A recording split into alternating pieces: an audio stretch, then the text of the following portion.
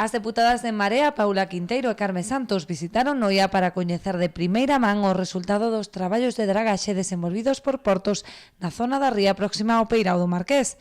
O voceiro da Marea Cidade de Noia explicou que os 300.000 euros investidos nesta actuación non tiveron como consecuencia a mellora dos fondos nin a apertura de correntes. O resultado non é máis que as imaxes que podedes captar hoxe aquí. Unha obra de 1,5 metros de calado, vemos como se queda nun pequeno cobo de aproximadamente 30-40 centímetros que tende a colmatar durante as próximas semanas.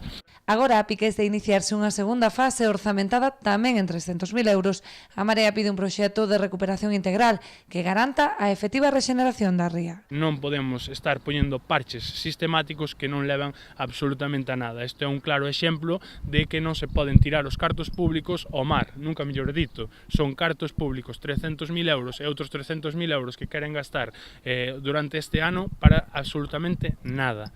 Esa é a situación, son 600.000 euros que dentro dun paquete completo de integración farían moita falta e serían moi necesarios. Un plan igual de 300.000 euros que vai a volver a servir para o mesmo, vai a ser totalmente insuficiente, solo vai a servir para dar propaganda e nos creemos que a Xunta de Galicia e Portos de Galicia debería deixar de facer estes discursos que sempre están acostumbrados a facer de que gastan moito diñeiro, de que invirten moitos cartos no saneamento das rías e realmente deixar de dar titulares e porse a traballar para facer plans integrais. Precisamente a través das deputadas de Marea levarán a cuestión ao Parlamento demandando un plan integral de saneamento da ría de Noia.